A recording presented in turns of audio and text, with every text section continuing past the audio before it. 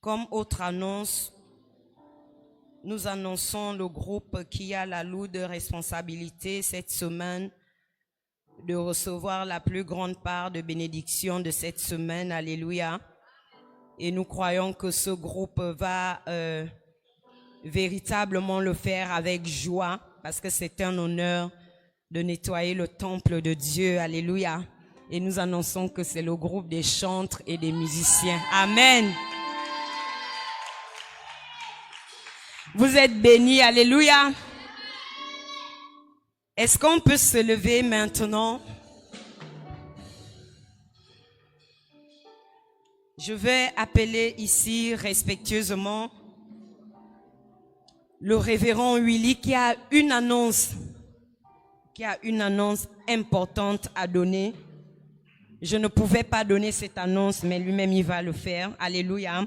Est-ce qu'on peut acclamer le Seigneur pour son serviteur?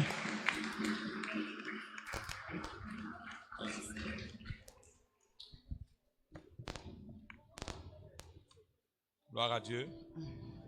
Alors, je vais d'abord revenir sur l'annonce du jeûne, des 5 jours du jeûne. On va essayer de faire vite pour donner du temps au prédicateur, rapidement. La com, je vous ai donné un ordre de... Voilà, vous pouvez mettre l'annonce sur les 5 jours de jeûne. Alors, bien aimé, c'est un jeûne que Dieu suscite. C'est un jeûne que Dieu suscite. Je veux l'affiche sur les 5 jours de jeûne.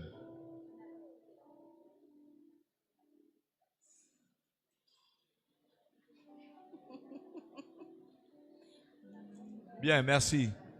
Alors, juste dire à l'Assemblée, s'il vous plaît, juste suivez-moi ici. Juste dire à l'Assemblée que ce jeûne est important. Le jeûne est à la fois, a de l'impact spirituel, mais aussi physique. C'est pour cela, demain lundi, nous aurions 2 intervenants. 2 intervenants. Pour expliquer les bienfaits du jeûne sur le plan spirituel. Effectivement, ça va être l'apôtre Jean-Victor Na Johnson. Et voilà. Et le docteur Pascal qui viendra nous expliquer les bienfaits du jeûne physique sur le plan de la santé. Amen. Alléluia. Amen. Donc, pourquoi on le fait? Pour que les uns les autres puissent s'engager dans le jeûne. Alléluia. Amen. Amen. Amen. J'ai pas entendu Amen. Amen. Gloire à Dieu. Laetitia, mettez-moi la com, s'il vous plaît. Mettez les affiches sur la pastorale d'Akanda. Nous allons faire l'annonce.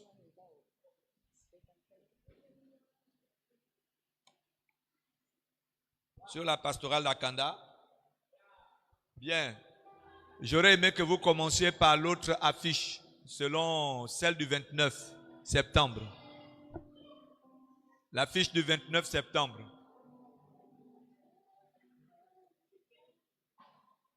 Voilà. Alors là, j'attire l'attention de toute l'Église.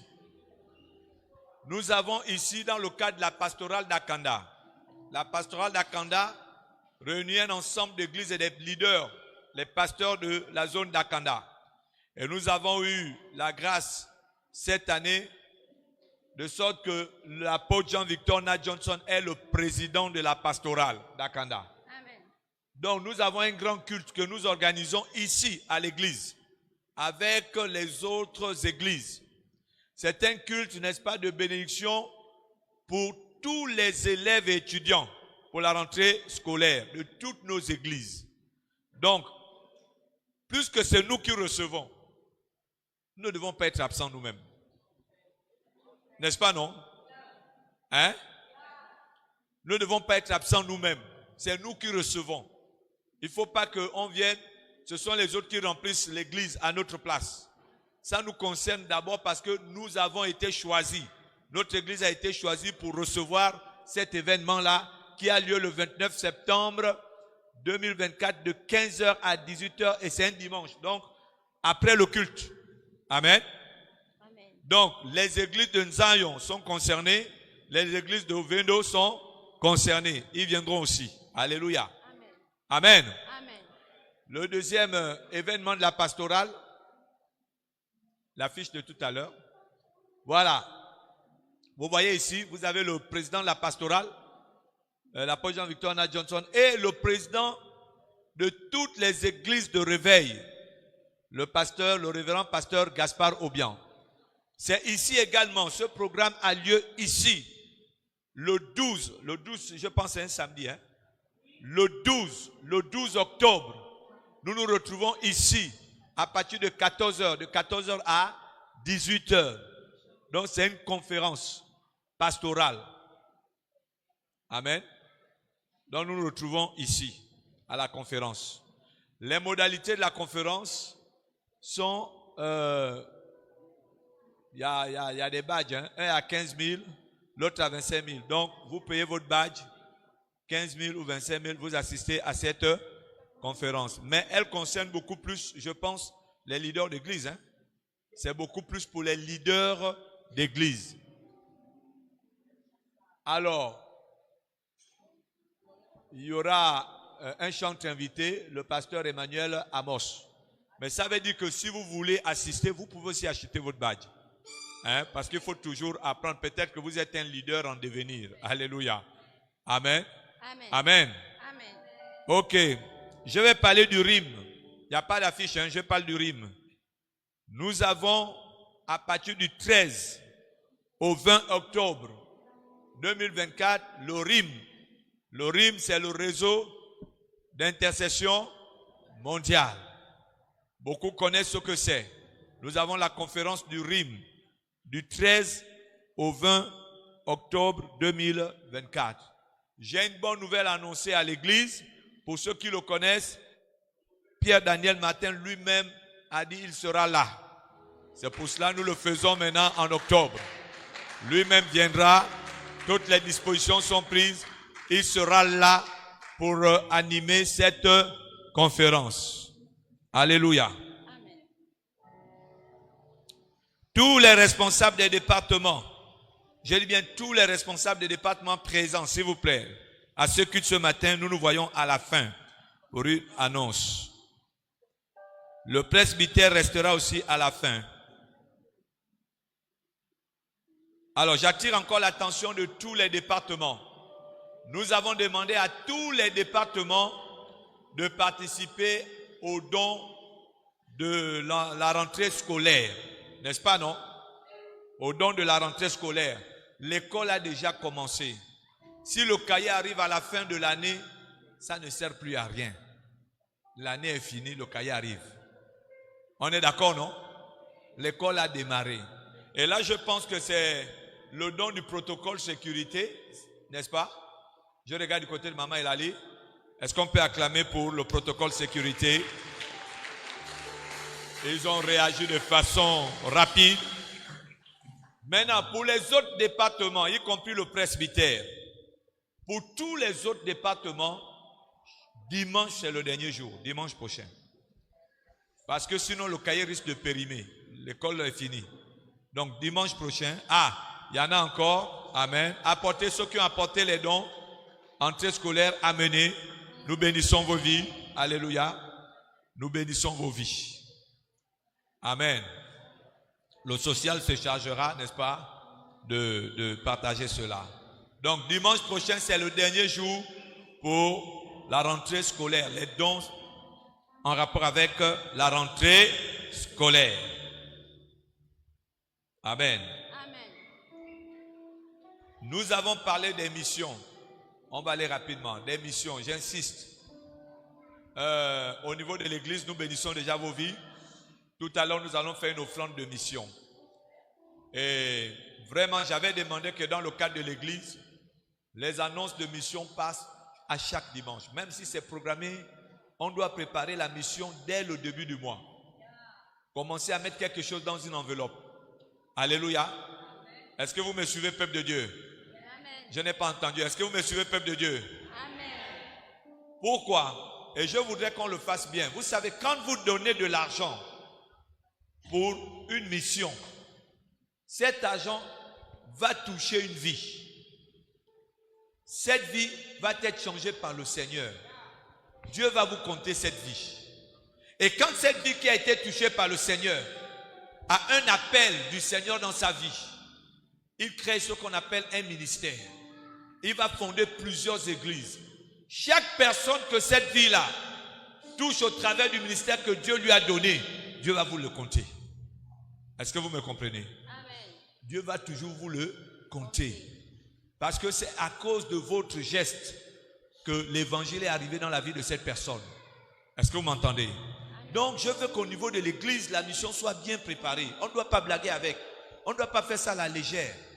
Mettez votre argent sur des enveloppes, s'il vous plaît. L'argent de la mission, ne venez pas mettre ça comme ça. Aujourd'hui, vous allez le faire. Mais prochainement, que ce soit un engagé partenaire ou le jour où on donne l'offrande de mission, vous mettez dans l'enveloppe et vous écrivez mission. Alléluia. Deuxièmement, si vous voulez, vous mettez votre nom parce que le comité de mission prie pour vous. Alléluia. Amen. Amen. Ça nous permet aussi de prier pour vous. Alléluia. Gloire à Dieu. Donc c'était pour dire ça, sachant que vous savez que nous avons les défis sont énormes. Je ne vais pas prendre encore du temps pour parler de tout ça. Prochainement, on va vous projeter toutes les réalisations en rapport avec la mission. Amen. Gloire à Dieu. Et vous le savez qu'à Lambaréné, on a acheté un terrain avec une maison dessus qu'on a modifiée. Et l'église est déjà, nous sommes dans notre propre terrain à Lambaréné avec l'église. Alléluia. Amen. Amen. Tout ça, ce sont les missions. Que le nom du Seigneur soit béni. Alors, est-ce qu'on peut se lever, s'il vous plaît? Levons-nous.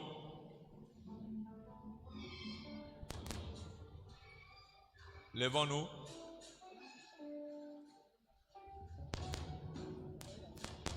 La com, vous nous aidez ce matin. Amen. Est-ce qu'on peut acclamer le Seigneur?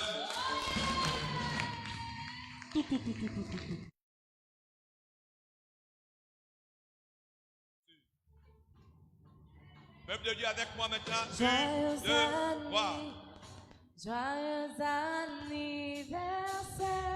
Est-ce qu'on peut chanter joyeux anniversaire Joyeux anniversaire. pour le père de la maison? Joyeux anniversaire, Daddy. Joyeux anniversaire. Ouais. Que Dieu vous bénisse. Que Dieu vous bénisse. Que Dieu vous bénisse. Que Dieu te bénisse. Daddy. Que Dieu te bénisse. Happy birthday To you. Happy birthday to you. Happy birthday to you, Daddy. Happy birthday to you.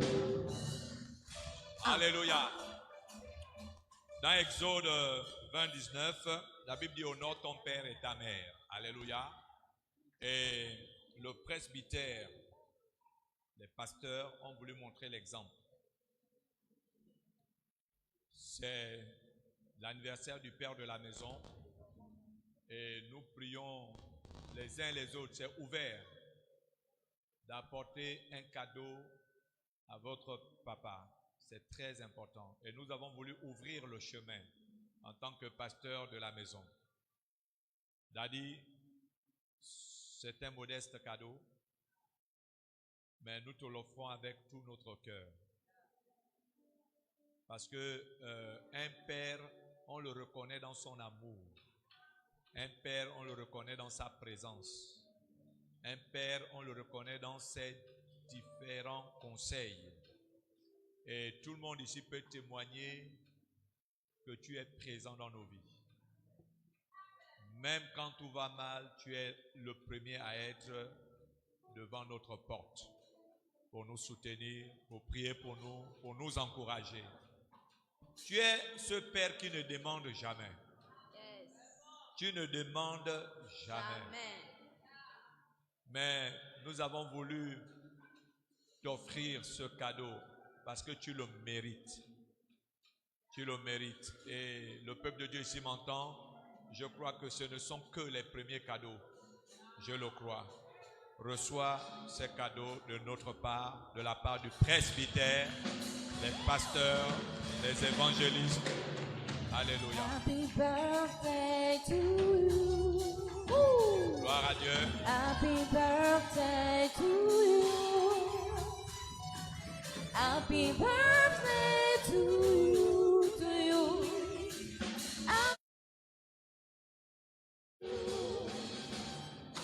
Joyeux anniversaire. Joyeux anniversaire.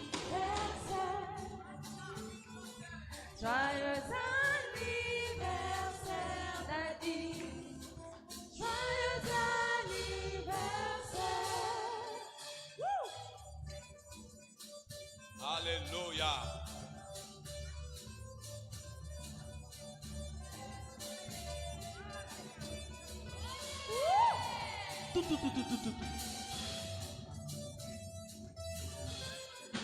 Gloire à Dieu. Est-ce que... Alléluia, c'est pas fini. Presbytère, mettez-vous de côté. Maintenant, tu recevras un présent de la part du protocole sécurité. Alléluia. On peut chanter, s'il vous plaît. Joyeux anniversaire. Joyeux anniversaire. Joyeux anniversaire, Daddy. Joyeux anniversaire. Joyeux anniversaire. Joyeux anniversaire. Joyeux anniversaire, Daddy. Joyeux anniversaire. Que Dieu te bénisse. Que Dieu te bénisse. Que Dieu te bénisse. Daddy. Que Dieu te bénisse. Happy birthday to you. Happy birthday to you. Merci, protocole sécurité. Happy birthday to you, Daddy. Happy birthday to you. C'est ouvert. Hein, c'est ouvert. Je dis bien, c'est durant tout le mois de septembre. Son anniversaire, c'est pas un jour. Quand on a un père, on ne fête pas l'anniversaire qu'un seul jour. Vous avez tout le mois de septembre. Donc, je m'adresse aux différents départements et je crois que vous avez entendu. Que le nom du Seigneur soit béni. Je voudrais qu'on prie pour le père de la maison. Est-ce qu'on peut se lever, étendons nos mains vers lui. Bénissons sa vie. Bénissons sa vie, son appel. Dieu l'a appelé. La vision n'est pas facile. Avec la force que Dieu lui accorde tous les jours, il va pour accomplir la vision selon le modèle que Dieu lui a montré. Prions maintenant, peuple de Dieu. Prions. Alléluia.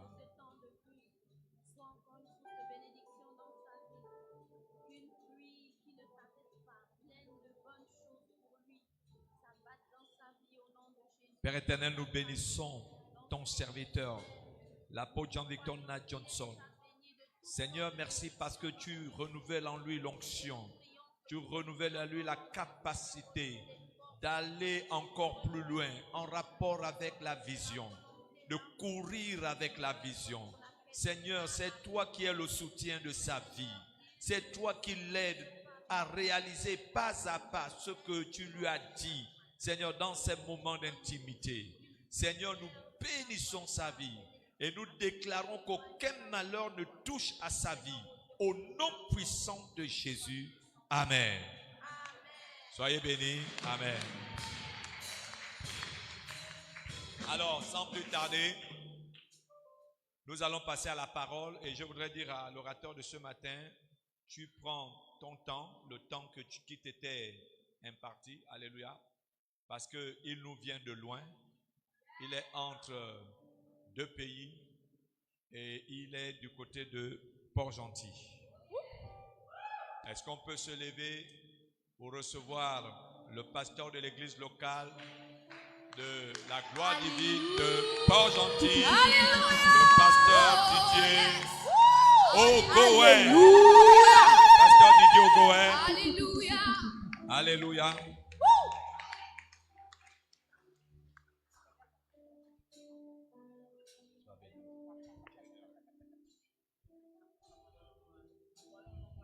Amen. Est-ce que tu peux acclamer pour ton Dieu? Alléluia. Est-ce que tu peux bien acclamer pour celui qui nous réunit en ces lieux? Alléluia.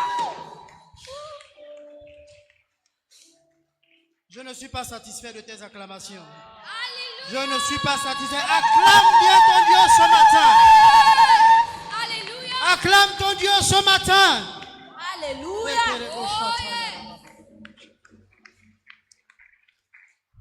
Vous savez, alors que j'étais dans des temps de prière une fois, le Seigneur m'a donné une image. Et l'image qu'il m'a donnée, c'était l'image d'une enveloppe vide. Et je ne comprenais pas pourquoi il me montrait cette enveloppe vide. Et après, il m'a dit, tu sais, vous n'êtes que des vases vides, des vases disposés que je veux utiliser pour faire paraître ma gloire au milieu des hommes. Et il m'a dit, lorsque tu prends une enveloppe, et l'image c'était un enfant qui venait de la boutique et qui achetait une enveloppe. L'enveloppe n'avait pas de valeur, l'enveloppe ne coûtait que 50 francs. Mais après avoir mis dans l'enveloppe une somme d'à peu près 500 000, l'enveloppe a pris de la valeur à tel point qu'on ne la laissait plus traîner n'importe où. Je veux dire à quelqu'un que ce que tu es ne vient pas de toi. Ce que tu es vient de ce que Dieu a mis au-dedans de toi. Je dis que Dieu continue à te remplir en cette nouvelle saison. Je dis, reconnais toujours que ce que tu as au-dedans de toi vient de Dieu. Amen. Seigneur, je te glorifie et je te rends grâce ce matin. Si je peux appeler devant, excusez-moi, je respecte une instruction divine. Si Madame Ogoé peut venir afin d'entonner un chant.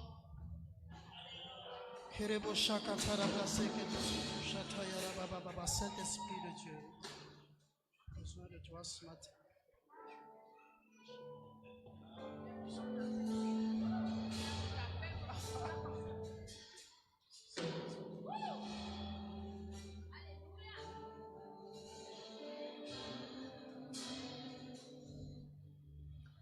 Jésus, ton royaume est parfait.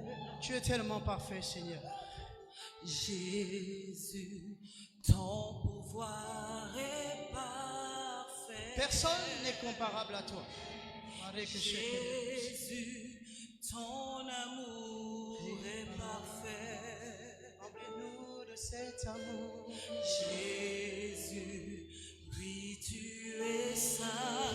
Jésus, ta puissance est parfaite. Jésus, ta puissance est parfaite. Ta grandeur est parfaite. Jésus, ta grandeur est parfaite. Ta douceur est parfaite. Jésus, ta douceur est parfaite. Oh, ce matin, viens manifester ta puissance en ces lieux, Seigneur. Ce matin, viens manifester ta puissance en ces lieux. Qui sommes-nous? Nous ne sommes rien si tu n'es pas là, Seigneur. Ce matin, nous voulons t'adorer. Ce matin, Père, sois ensemble de tout le soir. Tu es saint. Mon âme t'adore. Mon âme t'adore. Saint-Esprit de Dieu, Comme tu es saint. nous avons besoin de toi, Seigneur. Ah, Saint-Esprit.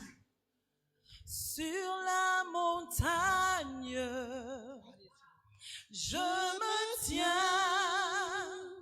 je veux rester avec toi, c'est sur la montagne, Sur la montagne, Je me tiens ce matin.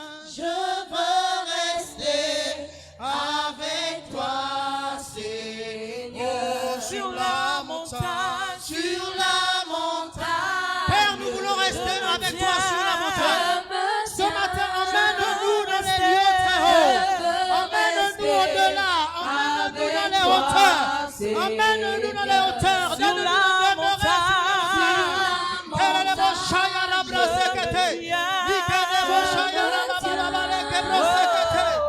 je veux rester sur la montagne, Seigneur.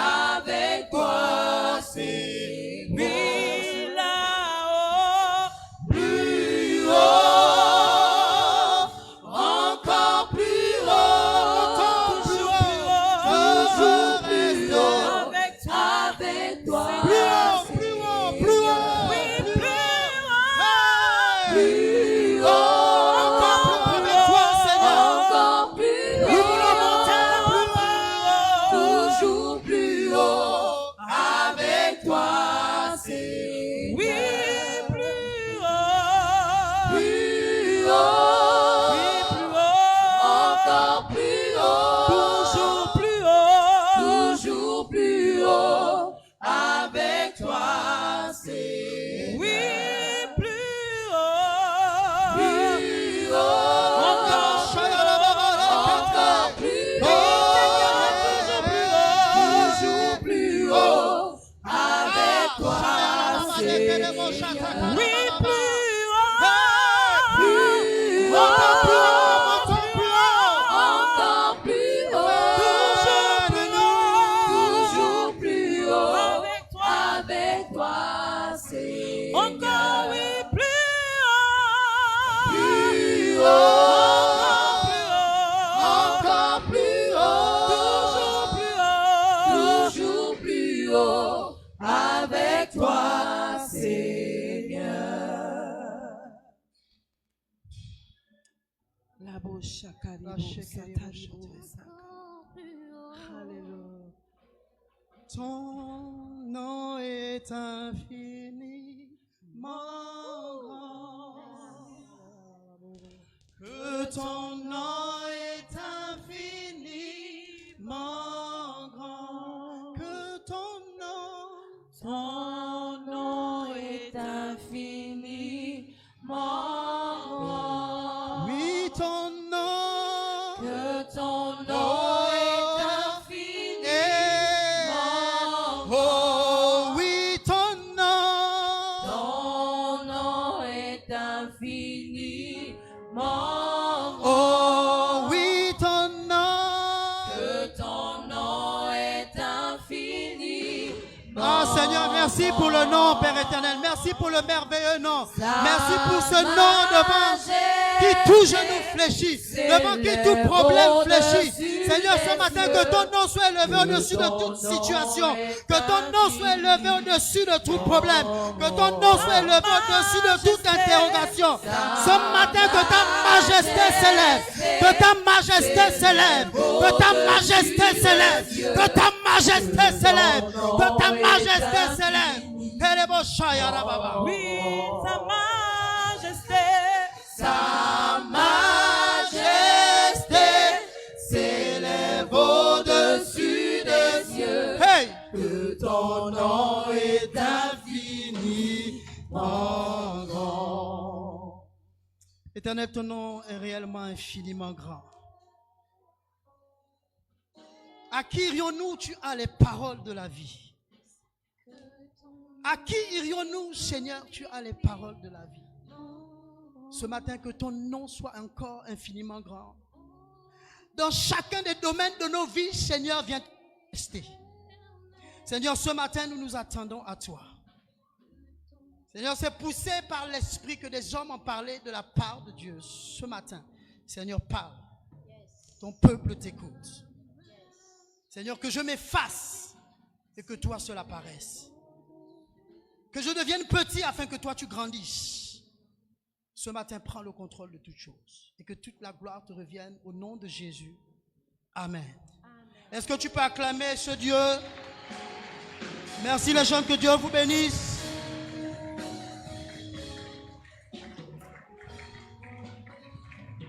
Je vais demander la permission de descendre parce que j'arrive pas.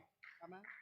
Alors, je ne sais pas si la transpiration c'est dû à la chaleur ou au stress, mais le Saint-Esprit est vivant. Parce que prêcher devant ses pairs, c'est un combat, mais je crois que Dieu est fidèle. Amen. Alors qu'on a déjà prié pour le Père, je ne pourrais continuer ces moments sans l'honorer et dire, Papa, merci pour le Père que tu es. Merci pour tout ce que tu fais. Que Dieu continue de te bénir davantage, qu'il continue de t'élever. Tu es un Père, tu es un repère, et que Dieu t'emmène encore dans les hauteurs. Au nom de Jésus. Je crois fermement qu'il y a des destinées qu'on doit rencontrer. Et à ce qu'on appelle des partenaires de destinée. Et je bénirai toujours Dieu pour ta vie. Amen. Je ne pourrais passer ça également, faire une ovation spéciale à ma mère, maman Louisna, que Dieu te bénisse. Comme avait dit le pasteur de Dakar, ce n'est pas derrière un grand homme que se cache, derrière une grande femme, je crois que se cache un grand homme, c'est ça? C'est à côté. Et je crois que tu es la côte qu'il fallait pour que papa soit là. Daddy Willy, les mots sont petits. Vous dites l'homme merveilleux que tu es. Tu es un mentor, tu es le boss. Et mon respect n'a d'égal que l'estime que j'ai pour toi. Que Dieu te bénisse davantage et qu'il bénisse également ta merveilleuse épouse, notre mère. Sois bénie, maman Marina. Sois énormément bénie. Et je vais aussi également bénir tous les hommes de Dieu présents en ces lieux. Que Dieu vous bénisse. Et également le peuple de Dieu, si vous pouvez acclamer pour vous-même. Amen. Amen. Alors le thème de mon message, le prix à payer. Merci les chants, que Dieu vous bénisse. Le prix à payer pour vivre le surnaturel. Et comme sous-thème, j'ai voulu parler du lieu secret. Du lieu secret. Et pour commencer mon homélie du jour, je vais m'appuyer sur le livre de Matthieu 6 au verset 6 qui dit « Mais quand tu pries, entre dans ta chambre, ferme ta porte et prie ton Père qui est là dans le lieu secret. Et ton Père qui voit dans le secret te le rendra. » Seigneur, je te bénis pour ta parole, je te glorifie et je te rends grâce. Fais-nous du bien ce matin. Fais-nous du bien ce matin et fais comme tu veux.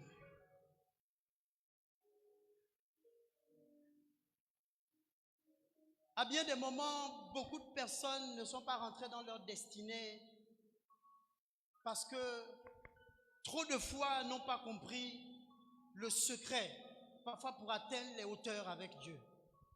Vous savez, il y a un prix à payer dans toutes choses. Il y a un prix à payer dans tout ce qu'on veut faire dans la vie. Je dis souvent, un combat sans péril est une victoire sans gloire. Je crois que pour toute victoire qui a de la valeur, il y a un combat derrière cela. Pour tout ce qu'on veut obtenir dans la vie, il y a un combat. Pour tout ce qu'on veut avoir dans la vie, il y a un combat qu'on doit pouvoir mener. Et ce combat, par la grâce de Dieu, la Bible nous dit, nous sommes déjà victorieux par celui-là qui a vaincu. Amen. Et beaucoup de gens ont un mauvais entendement du lieu secret. Lorsque beaucoup parlent du lieu secret, beaucoup croient qu'on parle d'une chambre où tu vas t'enfermer, où forcément tu es seul, où tu n'as personne. Oui, il faut un lieu, il faut un endroit. Mais lorsque la Bible parle du lieu secret, la Bible parle de ton cœur. La Bible parle de ton intérieur personnel. Et dans ce que j'ai eu à travailler, j'ai défini ce lieu secret et je l'ai détaillé en 3 phases. La première phase, nous avons la cour qui représente la chair. Après la cour, nous avons le salon qui représente l'âme. Et nous avons la chambre qui représente l'esprit. Vous savez, dans une maison, même lorsqu'on est en couple, il y a des endroits où les gens ne vont pas à n'importe quel moment. Il y a des endroits où les gens ne rentrent pas si ce n'est pour aller dans l'intimité. Amen. Et lorsque vous entrez dans des moments de prière, je veux dire à quelqu'un ce matin, il faut augmenter ton niveau de prière. Il faut augmenter ton niveau d'intimité. Alors que j'écoutais le témoignage de la sœur, elle a donné un mot. Elle disait alors qu'elle priait, elle a cherché l'intimité. Elle a été dans l'intimité avec Dieu. Je dis, un homme de Dieu, une femme de Dieu ne peut pas vivre sa foi sans avoir un lieu secret. Tu ne peux pas vivre ta foi sans avoir un endroit où tu te retrouves avec ton Père et tu parles et tu lui dis des choses que personne ne peut entendre, des choses que seul toi et lui pouvaient comprendre. C'est ce moment où tu te mets à nu devant lui, où tu peux pleurer, tu peux crier, tu peux dire Seigneur, je n'en peux plus, je suis fatigué. C'est cet endroit que moi j'appelais la dimension de l'épouse. C'est une dimension, lorsqu'on est dans cet endroit, on n'a plus de secret. Mais vous savez, arriver dans cet endroit demande des sacrifices. Arriver dans le lieu secret demande parfois du temps. Et c'est ce temps que beaucoup n'ont pas. C'est ce prix à payer que beaucoup ne prennent pas. Je ne sais pas si ça vous arrive, mais il m'arrive quand je vais prier. Et vous savez que la chair est contraire aux choses de l'esprit. Lorsque ta chair sait et est consciente que tu veux rentrer dans le lieu secret, elle va manifester beaucoup de choses qui vont t'empêcher de rentrer dans la présence. Elle va manifester des choses qui vont t'empêcher de chercher réellement la face de Dieu. Beaucoup connaissent Dieu, beaucoup prient Dieu, mais peu l'ont expérimenté. Je dis, Dieu parle encore aujourd'hui. Dieu parle encore à son peuple aujourd'hui. Mais je dis à quelqu'un, Dieu ne parle pas dans la vallée, Dieu parle sur la montagne. Dieu ne parle pas, parfois il arrive que tu aies la grâce, que Dieu te parle en public. Mais parfois Dieu a besoin d'un lieu secret pour te dire des choses. Dieu a parfois besoin que tu sois dans le secret pour te dire des choses. Il a parfois besoin que tu ailles quelque part pour te faire monter dans le surnaturel. Je dis, le surnaturel ne se fait pas à l'église. Le surnaturel ne se trouve pas le dimanche. Le surnaturel ne se trouve pas dans le culte du vendredi. Le surnaturel, tu le découvres dans l'intimité que tu vas chercher avec Dieu. Et je veux dire à quelqu'un ce matin, augmente ton niveau de prière. Vous savez, lorsque vous entrez dans la prière et que vous arrivez, vous êtes dans la cour. Et dans la cour, vous avez des enfants qui jouent. Vous avez beaucoup de personnes. C'est encore perdu dans la tête. Alors que vous rentrez dans les temps de prière, vous entendez les enfants crier, vos pensées. Parfois, il n'y a pas d'enfants. Parfois, il fait nuit. Mais vos pensées divaguent. Vos pensées pensent à ce qui s'est passé la journée. Qu'est-ce qui s'est passé? Et là, vous voyez, la chair essaye de t'emmener pour te dire, regarde ce qui s'est passé la journée. Tu ne peux pas rentrer dans des moments de prière alors que la journée, tu as eu tel problème. Mais je dis à quelqu'un, lorsque tu rentres dans l'intimité, il n'y a pas quelque chose qui peut être de là. Dieu que tu vas chercher dans l'intimité. Est-ce que je parle à quelqu'un ce matin? Je dis, lorsque tu veux rentrer dans tes moments d'intimité, la chair va se manifester. La chair va te dire, mais tu n'as pas mangé. La chair va te dire, il y a une émission qui devait passer à cette heure-ci. Et c'est là où tu dois dire, je paye le prix pour dire, je vais résister. Je vais résister. Je ne donnerai pas ce que tu me demandes. Mais je vais te montrer que mon esprit est au-dessus de ce que tu me demandes. Parce que ma Bible dit, l'heure est déjà là. Elle est arrivée où les véritables adorateurs adoreront le Père en esprit et en vérité. Et c'est là les adorateurs que le Père cherche. On ne cherche pas Dieu dans la chair. On ne cherche pas Dieu dans l'âme. On cherche Dieu dans l'esprit. Et alors qu'un jour je priais, j'étais en Afrique du Sud. Dieu me dit, est-ce que tu vois les prises que vous avez au Gabon? Vous savez, en Afrique du Sud, les prises, ceux qui connaissent, les prises anglaises sont grosses. Et il me dit, tant que tu ne trouves pas un adaptateur ou une prise qui va concorder à la prise qui se trouve à l'endroit où tu es, il n'y aura pas de connexion. Beaucoup viennent avec des prises non adaptées. Beaucoup viennent avec des prises qui ne se connectent pas. Et tu passes des temps de prière, mais le téléphone se décharge. Tu as l'impression que tu es branché, mais l'adaptateur n'est pas bon. Je dis à quelqu'un, cherche l'adaptateur. Je dis à quelqu'un, cherche ton adaptateur. Et lorsque tu rentres dans ces moments de prière, Lorsque tu rentres dans ces moments de prière, à un moment tu vas arriver à la dimension de l'âme. Mais je veux revenir à la dimension de la chair. Parce que c'est des choses que nous vivons tous. Lorsque tu rentres dans les moments de prière, la chair va te dire je veux pisser. La chair va te dire je vais aller aux toilettes. Mais vous savez, moi j'ai compris une chose. C'est que nous avons la capacité de maîtriser notre corps. Parce qu'il y a des personnes quand elles dorment, tellement le sommeil est doux, elles ont envie de pisser, elles arrivent à serrer. Elles arrivent à serrer. Elles arrivent à serrer. Parce que c'est le sommeil. Je t'amène à serrer pour la prière. Tu vas serrer la vessie pour la prière. Ah, est-ce que je suis avec quelqu'un ce matin? Je dis tu vas serrer. Amen. Je dis rentrer dans le lieu secret demande des sacrifices personnels. Rentrer dans le lieu secret demande des sacrifices que parfois personne ne vit avec toi, tu les vis seul. Il y a des combats qu'il faut apprendre et accepter à vivre seul. Un homme de Dieu qui ne connaît pas la solitude n'est pas un homme de Dieu. Excusez-moi, je ne rabaisse personne. Mais je veux dire, à des moments, même ton épouse, tu dis, je n'ai pas envie de dormir avec toi aujourd'hui, j'ai besoin de quelqu'un d'autre. À des moments, tu dois dire, je veux dormir seul, parce que quelque chose de mieux que toi m'attend là-bas.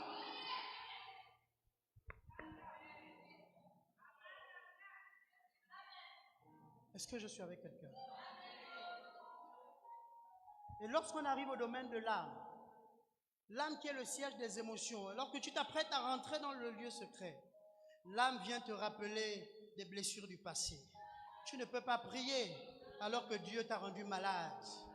Tu ne peux pas prier alors que tu as une maladie et tu penses que tu vas prier ce Dieu. Tu dis à ton âme, mon âme bénit le Seigneur. Et quel que soit ce qui peut arriver, je continuerai à bénir le Seigneur. Tu dois dire à ton âme que tu vas bénir le Seigneur, même si mon corps souffre. Parce que je sais une chose. Ma Bible me dit, si l'esprit de celui qui a ressuscité Jésus d'entre les morts vit en moi, le même esprit rendra également la vie à mon corps mortel. Alors je déclare dans mes temps de prière que cet esprit qui vit en moi rend maintenant la vie à mon corps mortel. Au nom de Jésus de Nazareth, ne laisse pas ton âme venir te dire le contraire de ce que la Bible te dit. Il n'y a pas une maladie qui soit au-dessus de l'Esprit de Dieu. Il n'y a pas une maladie qui soit au-dessus de la résurrection de Jésus. Il n'y a pas une maladie qui peut t'empêcher de louer Dieu. Il n'y a pas un problème qui peut t'empêcher de dire ce Dieu que je sers est le Dieu de toutes les situations. Il y a des combats secrets qu'on vit. Vous savez, j'ai perdu mon frère il y a 1 an. Il me suivait directement. Et mon âme m'a fait parler de beaucoup de choses. Et je lui ai dit, jamais, ni la mort, ni la vie, ni les richesses, ni les biens de ce monde, ni les profondeurs, ni les hauteurs, ni la longueur, ni la largeur, ni mon épouse, ni mes enfants ne me sépareront de l'amour de Jésus, de Dieu manifesté en Jésus-Christ. Je veux déclarer à quelqu'un ce matin que le Dieu que tu sers est le Dieu de fidélité. Le Dieu que tu sers est le Dieu qui te regarde dans tes combats. Même s'il est silencieux, je veux te dire ce matin, son silence n'est pas signe de son absence.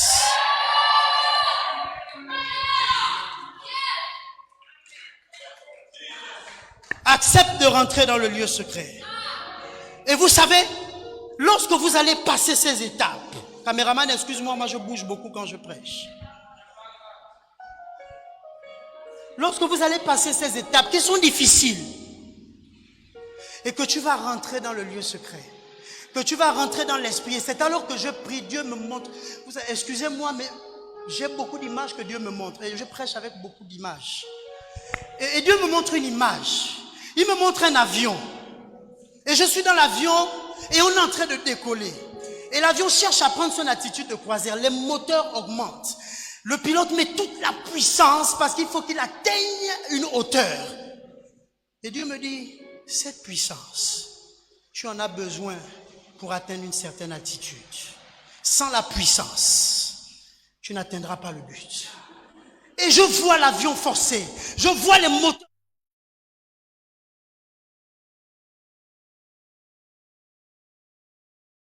J'ai l'impression que les réacteurs veulent s'arrêter. Il me dit, les réacteurs ne s'arrêtent pas. Tu es rentré dans le lieu où tu n'as plus besoin de forcer.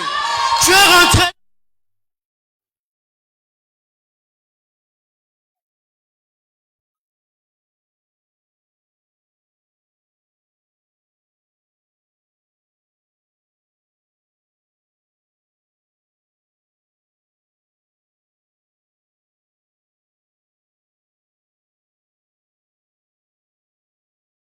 Je dis, Saint-Esprit, aide-moi.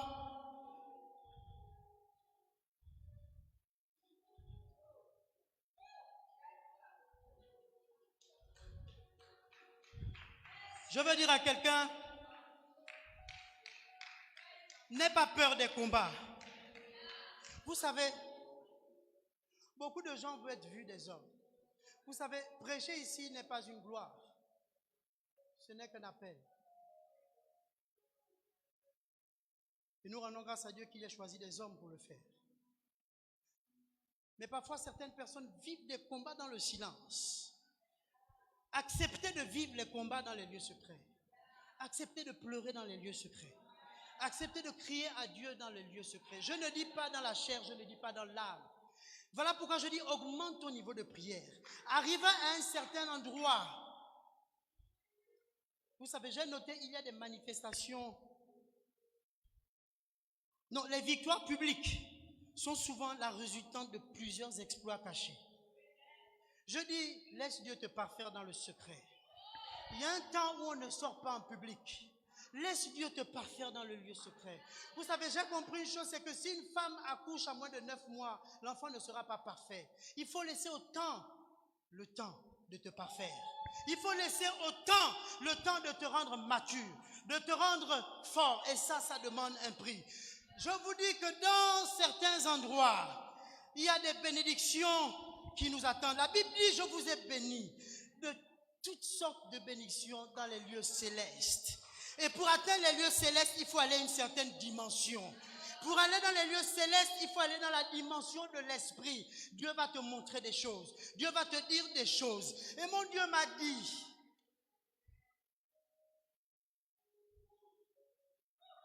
qu'il y a des moments, il faut accepter d'être caché. Il faut accepter les exploits que personne ne voit. Même si ça te chatouille, il faut accepter qu'il y a des exploits que tu dois apprendre à vivre caché. 1, ça va travailler ton humilité. 2, ça va travailler ta patience. Et troisièmement, ça va te préparer à recevoir la pluie. Parce que si tu reçois la pluie trop tôt, les bénédictions peuvent être une malédiction pour toi. Si tu reçois la pluie au moment où il ne faut pas recevoir la pluie et que ton champ n'a pas été préparé, il y aura une inondation au lieu qu'il y ait production. Je veux dire à quelqu'un, apprends à attendre dans le lieu secret. Ne te décourage pas. Laisse Dieu faire les choses en son temps. Laisse Dieu faire les choses jusqu'au jour où il te dira, fils, fille, tu as semé dans les larmes. À partir d'aujourd'hui, tu récoltes dans la joie. Je veux dire à quelqu'un, ton temps de récolte va arriver. Ton temps de récolte va arriver. Ne cesse de pleurer dans le lieu secret. Ne cesse de crier à Dieu. Ne cesse de dire à Dieu, Seigneur, voici. Dieu dit sa parole, si quelqu'un me cherche et qu'il me cherche de tout son cœur, je me laisserai trouver par lui. On ne cherche pas quelque chose qui est visible. On ne cherche pas quelque chose qui est posé sur une table. Lorsque Daniel va prendre ses cadeaux, il ne va pas les chercher, ils sont là. Mais si Dieu dit qu'on cherche, c'est qu'il faut chercher. Et pour le chercher, il faut prendre du temps. Lorsque vous cherchez une femme, une épouse, parfois elle est amoureuse de vous, mais elle fait semblant parce qu'elle a besoin que tu cherches. Elle a besoin que tu creuses. Elle a besoin de se sentir aimée. Elle a besoin que tu ailles en profondeur. Elle veut voir jusqu'où tu es prête à partir pour pouvoir acquérir ce que tu aimes. Et Dieu parfois a besoin de se sentir cherché. On ne le cherche pas. Église, on ne cherche pas Dieu. Parfois on croit prier, mais on ne le cherche pas. J'appelle l'église ce matin Et le Saint-Esprit me dit de dire à quelqu'un, cherche Dieu de tout ton cœur. Arrête les prières où je me lève, Seigneur, je te bénis, je te rends grâce. Je ne sais pas si ça arrive au pas de ta porte. Vous savez, beaucoup de gens ont pour habitude de dire, c'est pas les longueurs des prières qui comptent, mais c'est la quantité, c'est la qualité de la prière qui compte. Je conteste un peu cette chose-là. Pourquoi? Jésus, lorsqu'il dit ne multipliez pas de vaines paroles, ça ne veut pas dire qu'il dit ne durez pas dans la prière. Non, si tu n'as plus rien à dire en français, rentre en langue. Et l'Esprit va intercéder pour toi auprès du Père. Ne multiplie pas des vaines paroles si tu n'as rien à dire. Parle en langue. Va dans la langue des esprits. Parce que parfois notre intelligence, la Bible dit prie en intelligence, mais prie aussi par l'Esprit. Parce que tu ne peux pas prier pendant 4 heures de temps par ton intelligence. À un moment donné, tu vas rentrer dans l'Esprit. Tu vas faire des prières en langue qui vont te prendre 3 heures, 2 heures de temps. Mais ça, c'est des choses qui se passent d'esprit à esprit.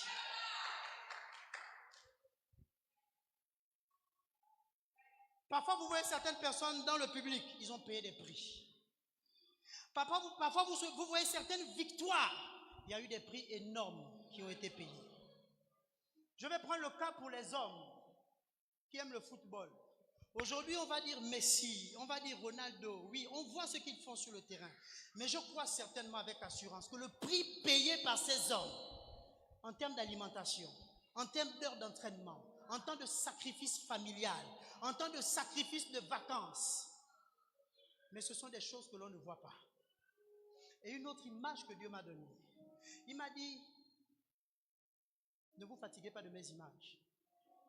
Je vois des voitures de course sur un terrain, et sur un circuit de course. Et ces voitures allaient à une vitesse folle. Et vous savez que les voitures de course, c'est des voitures qui ont une énorme puissance. Il m'a dit, tu vois cette puissance que tu vois là, c'est cette puissance que j'ai donnée aux enfants de Dieu d'avoir. Il a dit à tous ceux qui ont cru, à tous ceux qui l'ont reçu, j'ai donné le pouvoir de devenir enfant de Dieu. Ce n'est pas la volonté de ton père, ce n'est pas la volonté de ta mère, mais c'est la volonté de Dieu. Et ça a été fait dans le secret. Et il me dit, ces voitures de course, avant qu'elles ne sortent en public, il y a ce qu'on appelle les écuries. Elles sont arrangées dans les écuries. Mais dans les écuries, le public ne voit pas les voitures. Le public ne voit pas ce qui se passe. Le public ne voit pas les moteurs qu'on met. Ce que le public voit, c'est la puissance dégagée par les voitures lorsqu'elles sortent du lieu secret. On verra ta puissance au nom de Jésus de Nazareth. Je dis, on verra ta puissance. Je dis, on verra ta puissance. Tu ne me crois peut-être pas, c'est pourquoi tu ne dis pas Amen. Mais il y a quelqu'un qui me croit dans la salle. Alléluia. Il y a un prix à payer. Il y a un prix à payer. Beaucoup trop de chrétiens se plaignent parce que les hommes du monde arrivent à avoir certains postes élevés. Parce que les gens du monde arrivent à acquérir certains postes élevés. Mais je veux vous dire qu'eux, ils payent un prix. Ce n'est peut-être pas le bon prix, mais ils payent un prix. Vous avez une âme, vous pouvez la vendre à 2 personnes. Soit tu la vendras au diable, soit tu la vendras à Dieu. Ce sera à toi de choisir. Mais eux, ils payent un prix. Les occultistes payent un prix. Encore en blaguant, j'étais, je ne sais pas où, là. Il y avait un conseil de ministres qui s'est passé de manière urgente. Et j'ai entendu beaucoup de gens dire, ah là, ils sont allés danser dans les banjas. Oui, ils vont danser dans les banjas. Toi, où tu vas danser? Où est-ce que tu vas danser la nuit? Tu chantes Ganga Mounene. Est-ce que tu le mets en activité lorsque tu en as besoin? C'est-à-dire, eux, ils vont aller faire des veilles de banja toute la nuit. Lorsqu'on va te dire, viens à la veille de prière parce qu'il y a des choses à dire, tu ne viendras pas. Mais tu veux des résultats. Beaucoup veulent des bénédictions, mais ne veulent pas payer le prix. Beaucoup veulent voir la main de Dieu dans leur vie, mais ne veulent pas payer le prix. Beaucoup veulent voir Dieu agir. Beaucoup veulent voir leur vie changer, mais peu payent le prix. Je veux dire à quelqu'un que Dieu, tu ne le rencontreras pas forcément le dimanche. Ton miracle, ce ne sera pas forcément le dimanche. Ton miracle peut être un mercredi. Ton miracle peut être culte du vendredi. Mais parce que toi, tu es un chrétien du dimanche. Pour toi, Dieu n'existe que le dimanche. Jésus va pleurer sur ta vie parce qu'il dira, tu as raté le jour de ta visitation. Que ce ne soit pas ton cas au nom de Jésus de Nazareth. Je dis, un homme de Dieu doit avoir un lieu secret. Un lieu où tu vas te remplir. Un lieu où tu vas te gonfler pour venir vomir en public. Un lieu où tu dois pouvoir chercher la face de Dieu. Jésus avait le mont des Oliviers. En référence, vous pouvez prendre Luc 6, 12. En ce temps-là, Jésus se rendit à la montagne pour prier. Il y passa toute la nuit. Jésus. Je ne parle pas de Pierre, je ne parle pas de Jean, je ne parle pas du pasteur Rodi ou du pasteur Willy. Je parle de Jésus. Celui qui est au-dessus de tout, il avait besoin de prier. Celui qui avait toute la puissance, 100% homme, 100% Dieu, est parti toute la nuit dans la montagne pour prier. Toi, pour faire 1 heure de prière, c'est un supplice. Que Dieu nous visite. Je dis que Dieu nous visite. Il y a beaucoup d'exemples. Luc 22, 39. Après être sorti, il alla selon sa coutume. Selon sa coutume. Lorsqu'on dit que quelqu'un a une coutume, c'est que c'est quelque chose qu'il fait régulièrement. Si on dit il a la coutume de sortir pour aller faire son footing à 18h, on sait que si tu le demandes à 18h, on te dirait il n'est pas là. Si il a, moi, juste pour rire, j'ai reçu le message de 3 personnes. Il y a 4 ou 5 jours, j'étais vraiment fatigué. Pour ceux qui suivent, ceux qui lisent, j'ai envoyé un jour un message que j'envoie toujours à 4 ou 5 heures du matin. Je l'ai envoyé vers 6h45. J'étais tellement fatigué. Et j'ai reçu des messages. Est-ce que tu es malade? Qu'est-ce qui se passe? Est-ce qu'il y a un problème? Pourquoi? Parce qu'il y a une coutume qui s'installe.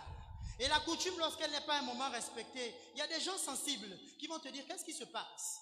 D'habitude, j'ai l'habitude de recevoir. L'une des personnes, c'était ma mère. Est-ce que ça va? Est-ce que tu vas bien? J'ai l'habitude de recevoir, mais ce matin, je n'ai pas reçu. Que se passe-t-il? Jésus avait sa coutume. Tu dois avoir ta coutume.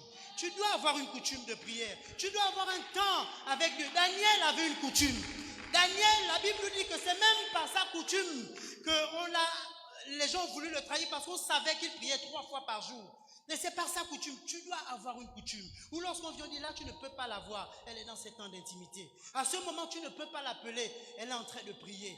À 4 heures, quand ton mari ou ta femme ne te voit pas sur le lit, elle ne s'inquiète pas. Est-ce que là, il est parti voir et chercher quelque chose? Ayez des temps d'intimité. C'est un prix à payer. Je ne dis pas que c'est facile.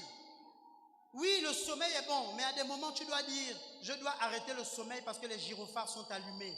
Tu ne peux pas avoir ta famille qui ne va pas bien. Tu ne peux pas avoir des malades. Tu ne peux pas avoir des gens et tu dors. Comme si tu étais en compétition avec les morts. Que Dieu nous aide, hein? Moïse avait le mont Sinaï. Il avait le mont Horeb. Élie avait le mont Carmel. Abraham avait le mont Morija. Les hommes de Dieu ont une montagne où ils partent. Les hommes de Dieu ont toujours un endroit où ils montent. Pourquoi montagne? Le synonyme de la montagne, parce que c'est difficile à gravir une montagne. Ce n'est pas facile. Mais je vous dis une vérité. Lorsque vous arrivez au sommet de la montagne, vous rencontrez des miracles rares qu'on ne rencontre pas sur la vallée. Vous rencontrerez des choses que tu ne rencontreras jamais sur la vallée. D'où ils ont enlevé mon image. Que Dieu les bénisse. Est-ce que je peux avoir mon image, s'il vous plaît? En ce temps-là, Jésus sur moi. Amen. Est-ce que je peux... Amen. J'ai fait mes recherches alors que j'étais au bureau de papa hier et merci pour l'onction parce que le Saint-Esprit m'a emmené sur le Kilimandjaro. Sur le Kilimandjaro. Et j'ai cherché, j'ai dit, le Kilimandjaro se trouve où? Vous comprendrez où je viens. Le Kilimandjaro se trouve où? Et j'ai fouillé. Le Kilimandjaro est une montagne située dans le nord-est de la Tanzanie, culminant à 5891 mètres. Et j'ai dit, ok, mais j'ai vu de la neige. Et j'ai posé la question, est-ce qu'il neige en Tanzanie?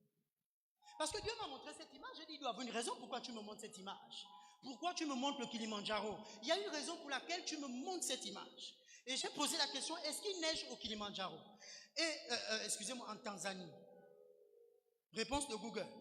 La Tanzanie ne connaît pas de période estivale. Ça veut dire qu'il ne neige pas.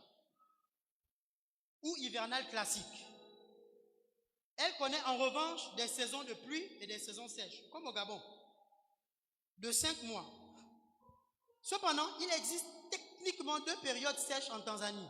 La principale saison sèche, de juin à octobre. Et la meilleure période pour observer les animaux en Tanzanie, ça ne nous regarde pas. La Bible dit, excusez-moi, Google m'a dit, il n'y a aucune station de ski en Tanzanie, ni même de remontée rudimentaire. Mais, il est techniquement possible de skier sur l'une des plus hautes montagnes d'Afrique avec les glaciers et la neige au sommet. J'ai dit waouh, et j'ai compris où Dieu voulait m'emmener. Dieu voulait simplement me dire que même s'il ne neige pas en Afrique, il y a des hauteurs. Lorsque tu les atteins, tu verras des choses que les autres ne voient pas. Il y a des sommets. Lorsque tu les atteins, tu vas rencontrer ce que les hommes du bas ne voient pas. Je dis, change de dimension de prière. Les hommes te verront ici, mais ils ne savent pas ce que toi tu vois là-haut. Et lorsque tu viendras parler en public, ils diront comme à Pierre, d'où lui vient cette sagesse? Ça vient du Kilimandjaro. Alléluia. Est-ce que quelqu'un peut acclamer le Seigneur? Est-ce que quelqu'un peut acclamer le Seigneur? Je dis, il y a des hauteurs que tu dois atteindre. Nous aurons des hommes du Kilimandjaro. C'est là-bas où nous allons rencontrer des choses. C'est là-bas où tu vas aller skier. Où tu vas aller voir des choses que les autres en bas ne voient pas. Tu vas aller ouvrir les coffres du ciel afin que les bénédictions tombent sur toi en abondance. Ils ne verront que les résultats ici, mais tu auras déjà tout pris en haut. Amen. Amen. Et ce même jour, au bureau du pasteur, Dieu me montre une autre vision. J'ai effacé beaucoup parce qu'il y en avait beaucoup qui m'a montré. Il me montre les Kenyans en train de courir. Je dis, c'est quoi encore que le papa me montre? Ils sont en train de courir et on est en train de les applaudir. Et à un moment, je m'assoupis. Et puis, il y a un monsieur qui dit, ils sont dans le monde quasiment les numéros 1 en tout ce qui concerne les courses, les longues distances, les Kenyans. J'ai dit d'accord, pourquoi tu me montres ça? Je lui pose la question. Et je vais chercher. Parce qu'il ne répond pas. Je dis, c'est pas grave, je vais chercher. Et quand je vais chercher, la Bible me dit, les athlètes les plus illustres viennent souvent des communautés Kalenji, qui vivent à l'ouest du pays de plus de 3000 mètres d'altitude. C'est un pays qui se trouve à plus de 3000 mètres d'altitude. Laissez-moi vous dire qu'à plus de 3000 mètres d'altitude, comme tu respires ici, tu ne vas pas respirer comme ça là-bas. Tu auras l'impression d'étouffer. Mais ce qui s'est passé, c'est que comme c'est des personnes qui ont vécu depuis leur tendre enfance dans ces conditions, dans des conditions où ils ont forcé, le corps a fini par s'adapter. Le corps a fini par s'adapter à cette rareté de l'oxygène. Si bien que quand ils viennent au milieu des hommes normaux, je vais le dire comme ça, et je dis quand tu vas arriver au niveau des hommes normaux, je dis quelque chose qui s'est passé là-bas, là où tu as l'habitude de rester, là où l'air est rare, quand tu vas descendre ici, sur la terre des hommes, tu vas expérimenter ce que ceux qui sont restés au sol n'expérimenteront jamais. Tu vas expérimenter la puissance, tu vas expérimenter l'endurance, tu vas expérimenter la foi. Et lorsque je regarde, on me dit à partir de 2000 mètres d'altitude, du fait de la faible pression atmosphérique, comme je vous ai expliqué, le corps a fini par s'adapter. Et en bas on dit, alors imaginez que ces coureurs qui vivent depuis toujours, tout jeunes, dans ces contrées, s'entraînent aujourd'hui avec vous en bas. Nous, certaines personnes ont choisi ce pays pour aller entraîner leurs coureurs. Je dis certaines personnes, à cause de ce que Dieu fera dans ta vie, viendront te chercher. Certaines personnes viendront te demander comment tu fais. Certaines personnes viendront demander d'où tu trouves cette sagesse, d'où tu trouves cette puissance, d'où tu trouves, et tu leur diras, viens avec moi, je t'emmène quelque part. La seule chose est le courage de me suivre où je vais. Parce que beaucoup veulent venir, mais beaucoup n'y arrivent pas. Amen.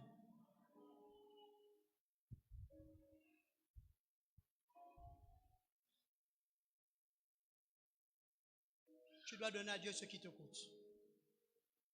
Tu dois donner à Dieu ton temps. Tu dois parfois donner à Dieu ton sommeil. Tu dois parfois donner à Dieu ta jeunesse. Tu dois parfois donner à Dieu, parfois, à certains moments, ta famille. Et je l'expérimente bien.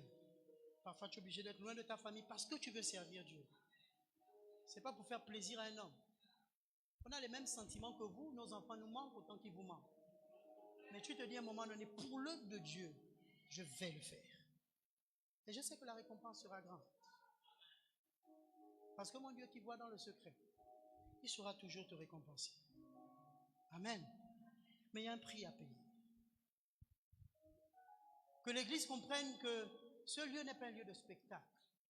Ce n'est pas un lieu où on vient juste voir quelqu'un parler pendant 2 heures et puis on retourne à la maison. Ce n'est pas un lieu où, je crois, et mon père l'a dit la dernière fois, vous savez, pour se tenir ici debout, pour prêcher pendant 1 heure, tu as parfois sacrifié toute une nuit de sommeil. Rien que pour parler pendant 1 heure. Et tu ne peux pas venir et te dire, j'ai écouté le message et je m'en vais. C'est qu'il y a quelque chose qui ne va pas. Il faut que ça te fasse un titre. Il faut que tu te dises, Seigneur, je dois manifester ce que tu as dit. Je ne veux pas être un serviteur oublieux. Je veux pouvoir graver dans les tables de mon cœur ce que tu m'as dit. Je veux dire à quelqu'un, il ne suffit pas, et je vais courir pour atterrir, il ne suffit pas de dire un nom ou de dire le nom de Jésus pour que tout passe. Il faut être connu. Je dis, il ne suffit pas de dire le nom de Jésus. Il faut être connu. Rappelez-vous des fils de Séva. Tout le monde peut dire Jésus, mais les anges ne se lèvent pas pour tous ceux qui disent Jésus. Parce qu'ils savent qu'il y a parfois un prix qui n'est pas payé. La Bible dit peser, peser, mener, trouver léger. Parfois on te pèse. Tu es léger. Tu es léger.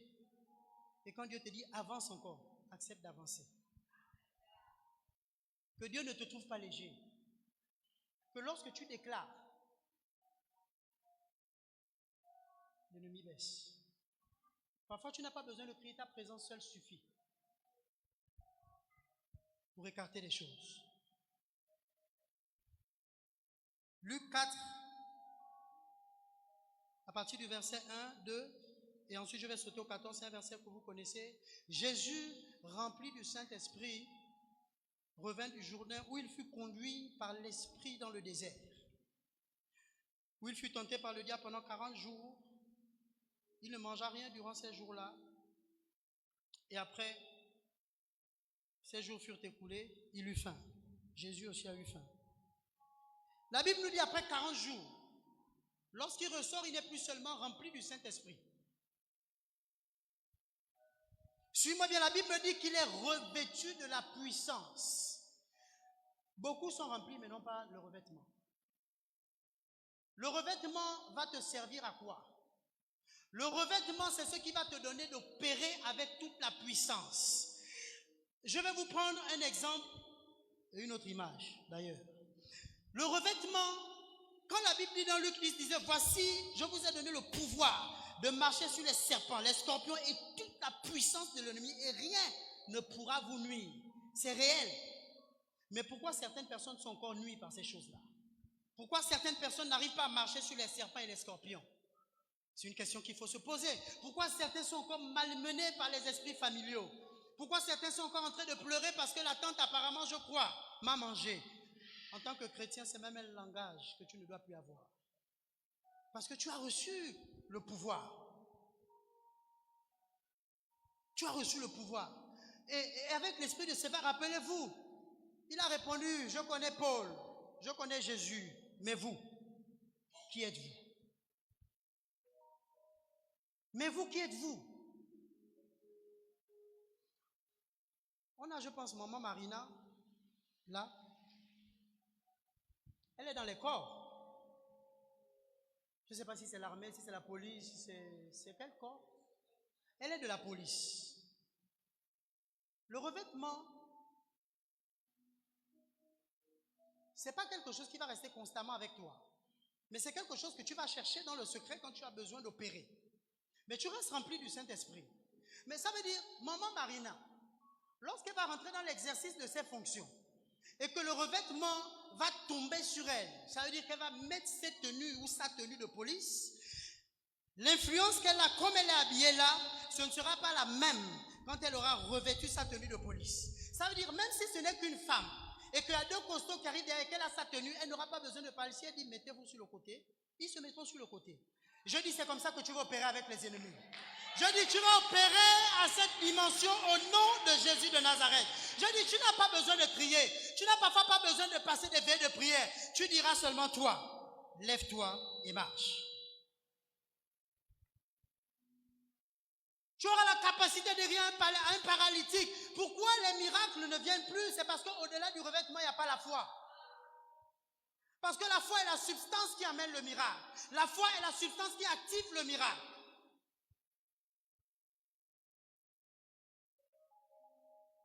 Et hier, ça m'a amusé. Alors qu'on était en train de rentrer du décès et qu'on est allé déposer Dame Ogoé, les policiers ont mis leur torche pour nous arrêter. On s'est arrêté. Ils ont vu le képi du commandant Gevit. Et ils ont dit passer. Pourquoi je dis ça? Ce n'est pas mon képi. Je ne suis pas l'armée. Je ne mérite même pas. Il y a des onctions qu'on appelle les onctions corporatives. Tu auras l'impression que Dieu t'a fait quelque chose de puissant. Mais parce que tu as été communiqué par l'action du Père. Fais attention que cette onction ne te trompe pas. C'est pourquoi parfois il faut sortir de la foule. Il faut aller seul et découvrir ce que Dieu a mis au-dedans de toi. Parce que parfois la foule peut te tromper. La foule peut te montrer un mauvais chemin. La foule peut te faire croire qu'il y a le feu, alors que tu n'as pas le feu. Mais le feu de la foule te fait croire que là le culte, le feu, j'ai eu le feu. Il n'y a pas eu le feu. Tu as été touché par le feu qui était là. Je ne suis pas commandant, mais à cause du chapeau, à cause de la présence de Madame Gevit, on m'a dit passe.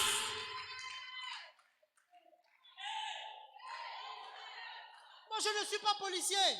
Mais à cause de la présence de son chapeau, j'ai reçu un petit revêtement pour un petit temps. Aujourd'hui, s'il m'arrête, on va m'arrêter. Je n'ai plus ça. Mais c'est la vérité. Que beaucoup de chrétiens ne se fassent pas tromper par la puissance de la foule. Quand on était jeune, il y avait ce qu'on appelle les bagarres générales. Tu te bats, tu es là parce que vous êtes plein. Il y a un qui t'a reconnu. Il n'y a plus la foule. Tu es seul. Tu le vois. Tu dis le gars il était dans le combat et tu sais au-dedans de toi que tu n'as pas la puissance nécessaire pour l'affronter. Mais la foule, à un moment donné, t'a rendu puissant. La foule t'a fait croire que tu es fort. Il y a des moments où tu te retrouveras seul dans tes combats. Et c'est là où tu devras juger ta spiritualité. Amen. C'est là où tu devras juger ta spiritualité. Je dis à quelqu'un, ne te fais pas tromper par la foule. À des moments donnés, sors de la foule. Ma Bible me dit qu'il y a une femme qui a vu une perte de sang pendant 12 ans. Elle a vu une foule passer. Vous savez, le lieu secret emmène Jésus à s'arrêter sur ta situation. Elle a dit au-dedans d'elle-même, elle n'a pas crié, elle n'est pas venue à l'église le dimanche. Elle a dit au-dedans d'elle-même. La Bible dit, elle s'est dit en elle-même, dans le secret. Dedans, elle était dans un secret personnel. Elle a dit, si seulement, je dis à quelqu'un, si seulement je touche le pan de sa robe. Elle n'a pas touché Jésus. Le pasteur n'a pas besoin de te toucher. Le pasteur n'a même pas besoin de t'imposer les mains. Il suffit que tu touches au pan. Il suffit que tu touches à celui-là qui a tout donné. Tu as la capacité de le toucher. Et les choses vont changer. Je dis, cette femme n'a fait que toucher le pan de la robe de Jésus. Il y a des situations où Jésus est obligé de s'arrêter pour dire, qui m'a touché? Tout le monde, la Bible nous dit que ses disciples ont répondu, mais attends, mais vieux père, tu es un blagueur. On est au marché du grand village, on est à Montbouette, et puis tu dis qui t'a touché? Il dit non. Il y a un touché. J'ai reçu, il y a beaucoup de gens qui m'ont touché, je suis d'accord. Mais je dis, il y a un toucher que j'ai vu. Et quand j'ai reçu ce toucher, j'ai senti comme au-dedans de moi quelque chose qui est sorti. Je dis, fais sortir quelque chose de Jésus. Je dis, tu as la capacité de faire sortir quelque chose. Tu as la capacité d'arrêter Jésus. Tu as la capacité d'arrêter le ciel sur ta situation. Il faut que tu te dises au secret, mais elle a eu la foi. Pourquoi je dis qu'elle a eu la foi? Parce que la loi juive disait à ce temps-là qu'une femme qui a une perte de sang n'est pas autorisée à toucher les hommes, ou même de se retrouver où il y avait les hommes. Mais je dis, cette femme a bravé les interdits. Cette femme a bravé ce que les hommes avaient dit. Sa foi l'a amené à dire, ce que les hommes ont dit n'est pas ce que Dieu a dit. Et ça me ramène au cas de Méphibosheth, où je crois que lorsque tu as une alliance avec Dieu, là où même les percus des pieds ne peuvent pas rentrer, à cause de l'alliance, tu rentreras là où les hommes ont dit que tu ne rentreras pas. Tu mangeras à la table des rois. Tu mangeras là où tes parents n'ont pas mangé. Tu mangeras là où tes frères et sœurs n'ont pas mangé. Tu atteindras les hauteurs que tes parents n'ont pas atteintes. Tu arriveras à des dimensions où les gens diront, quel est le Dieu que tu sers? On ne peut pas être chrétien. On ne peut pas être chrétien et opérer à la dimension des gens du monde. On ne peut pas être chrétien et opérer à la même dimension que les gens du monde. Pourquoi? Parce que ton Dieu ne sera pas manifesté. Pour que ton Dieu soit manifesté, il faut le surnaturel. Il faut quelque chose que le monde ne peut pas faire, qui sera fait au travers de toi. Il faut quelque chose qui terrorise les hommes. Il faut quelque chose qui montre aux hommes que là, ce qui est en train de se passer, j'ai pas encore vu. Ce qui est en train de se passer n'a pas encore existé.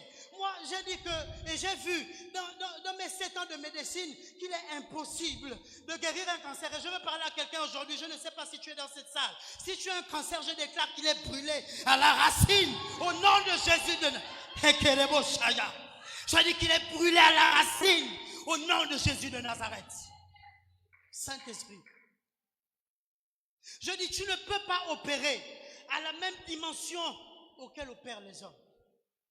Je dis, si un jour, Nebuchadnezzar, qui n'était pas israélite, qui ne croyait même pas en Dieu, qui détestait même le Dieu des Israélites, a pu dire, si quelqu'un dans mon royaume se lève pour mal parler du Dieu de Shadrach, Meshach et Abednego, que Dieu me traite dans toute sa rigueur. Je dis, pour qu'un homme arrive à le dire, c'est qu'il y a quelque chose qui s'est passé qui n'est pas naturel. Oui, c'est parce qu'à un moment donné, dans la fournaise de tes problèmes, dans la fournaise de tes difficultés, le 4e homme est venu, le 4e homme s'est levé, et les hommes ont vu que là où les autres ont souffert, je ne comprends pas pourquoi, alors qu'il est dans la fournaise, alors qu'elle est dans les problèmes, comment il arrive à sortir de là? Je vois comme une force sortir. Je vois comme un 4e homme. Je vois comme quelque chose. Et bizarrement, la Bible me dit que leur caleçon n'était même pas brûlé. Je dis, ils ne sentaient même pas la fumée. Et Dieu m'a dit, tu sortiras des problèmes que tu as sans séquelles. Tu sortiras de là où tu es. On ne sentira pas où tu étais. Tu étais peut-être une prostituée. Je dis, ton passé est dépassé. Tu étais peut-être une stérile. Je dis, la stérilité met fin au nom de Jésus de Nazareth. Je ne sais pas ce que tu as traversé. Mais je dis, le temps de la fournaise est passé. Parce qu'un homme s'est levé avec toi dans la fournaise. Je parle au nom de mon père, l'apôtre Jean-Victor Nat Johnson. Je dis, dans cette salle, tu découvriras la force et la puissance de Dieu. Au nom de Jésus de Nazareth. Je dis, tu expérimenteras Dieu. Je dis, tu expérimenteras Dieu. Si tu n'as pas encore expérimenté, je dis, tu l'expérimenteras. Beaucoup de gens adorent cette chanson, mais malheureusement ne pèsent pas la puissance. Dieu a écrit une histoire avec moi, écrit la Bible ou je ne sais pas quelle chanson. Hein? Voilà. Je dis, la Bible s'arrête à Apocalypse. Il faut qu'on écrive un autre livre après. L'histoire de ta vie. Il faut qu'on ajoute des pages à la Bible. Pour dire, ce n'est pas l'histoire de Joseph dont on est en train de parler. Ce n'est pas l'histoire de Jean dont on est en train de parler. Ce n'est pas les victoires de Meshach, Shadrach et Abednego. Mais là, je vous parle des victoires de Madame Dongna. Là, je vous parle des victoires de Madame Joyi. Là, je suis en train de vous donner le Dieu de la Bible de Madame Dongna, de Madame Mavochi, qui vous voulez. Je dis, fais sortir Dieu de la Bible par ton témoignage personnel. On est fatigué de parler de Joseph. On est fatigué de parler de Job. On est fatigué de parler des témoignages des autres. La Bible me dit, Élie était un homme de la même nature que moi. De la même nature que moi. De la même nature que moi. Je dis de la même nature que moi. Ça veut dire que nous pouvons faire les exploits qu'Élie a fait. La Bible ne mentionne rien pour rien. Si elle est de la même nature, c'est pour attirer ton attention et te dire, la nature qu'Élie avait, c'est la nature que tu as. Si Élie a pu arrêter la pluie, c'est que tu peux arrêter la pluie. Si Élie a pu diviser les eaux, c'est que tu peux diviser les eaux. Je dis, si ton père a fait 7 miracles, tu en feras 14. Je dis, si ton père a fait 10 miracles, tu en feras 20 parce que tu es Élisée. Tu es le fils d'Élie. Je dis, crois. Et tu verras ce que Dieu fera dans ta vie. Amen. Je ne vais pas être long. Je l'ai déjà été. Je vais finir en disant à quelqu'un,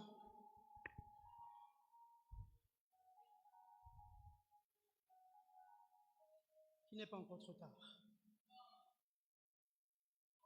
Tu te dis peut-être que je n'ai pas pu réaliser certaines choses. Tu te dis peut-être que je suis arrivé à un temps où tout est terminé. Mais je dis, avec Dieu, tant qu'il n'a pas dit son dernier mot, rien n'est fini.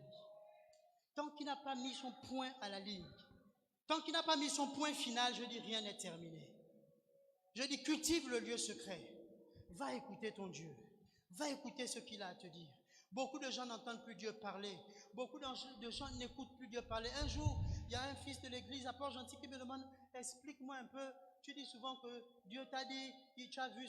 Je dis oui, mais moi-même, j'ai parfois du mal à expliquer. C'est que quand ça vient, je ne peux pas te dire, je ne sais pas, en fait, je ne comprends pas, c'est comme quelque chose qui monte. Parfois, je ne sais pas. Il m'a dit non, mais j'ai dit, va dans le lieu secret. Va expérimenter toi-même et tu viendras me dire ce que tu as entendu. Va chercher. Assurément, je sais une chose. Si tu montes au sommet de la montagne, tu rencontreras assurément la neige. Ce qui est à la montagne, tu le rencontreras assurément. Amen.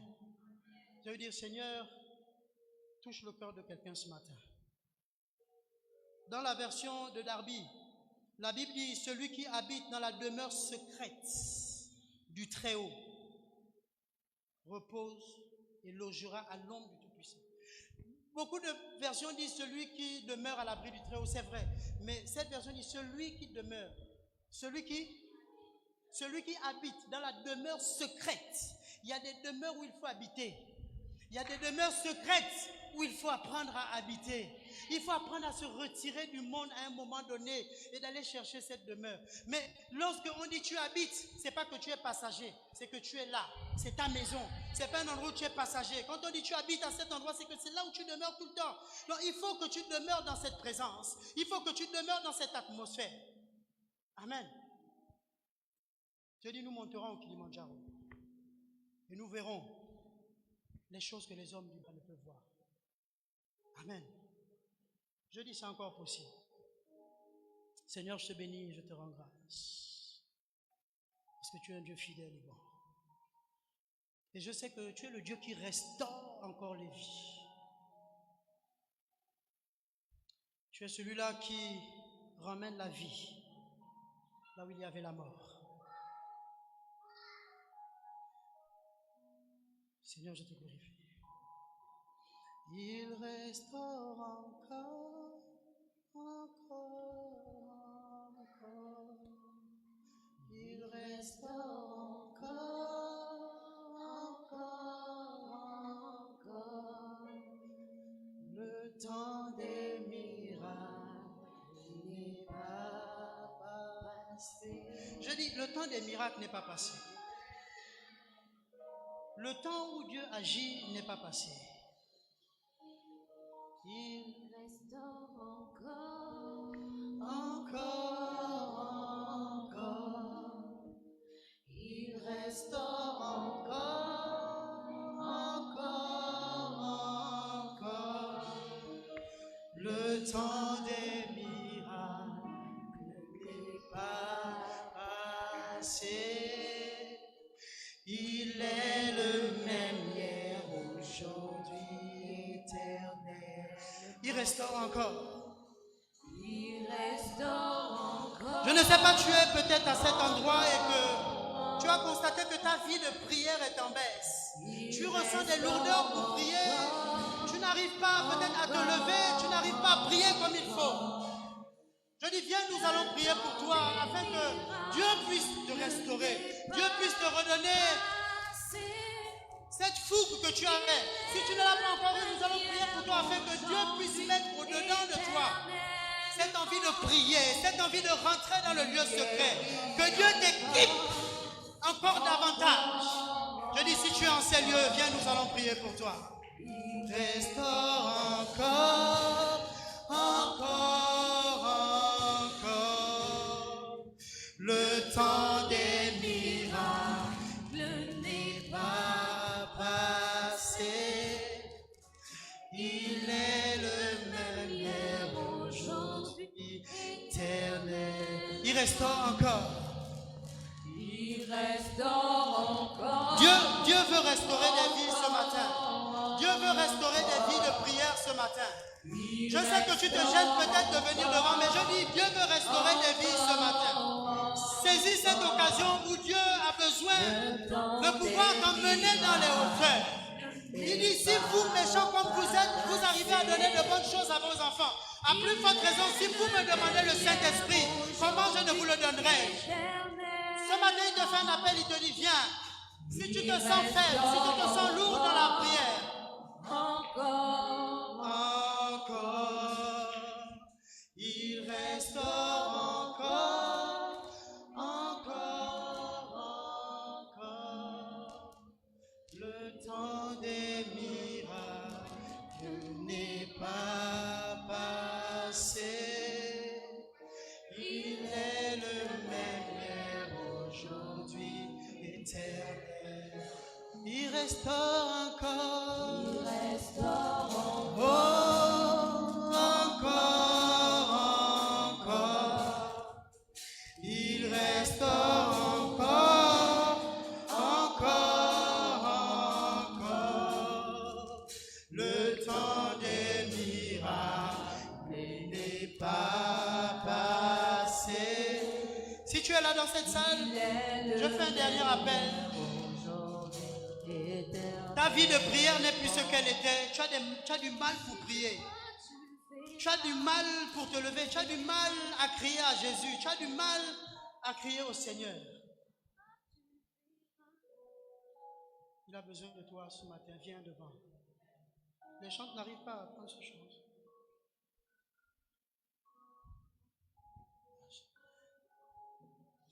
Nous voulons, Seigneur, recevoir de toi une nouvelle rosée qui rafraîchit nos cœurs, qui nous apporte la guérison et qui vient lutter contre la sécheresse, qui nous sanctifie, oh Jésus, qui nous sanctifie, qui nous sanctifie, oh Jésus, qui nous sanctifie, qui nous sanctifie, oh Jésus. Père, je viens te prier ce matin, Papa. Alors que tu vois ces personnes, alors que tu vois tes fils et tes filles assoiffés ce matin et venir crier à toi, Éternel, viens et remplis chacun.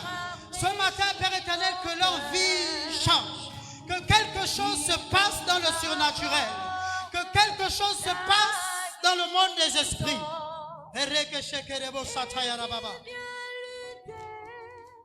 Contre la sécheresse,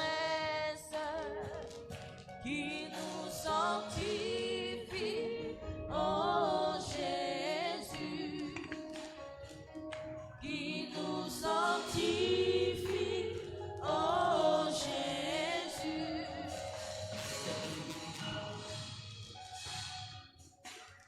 Recevoir de toi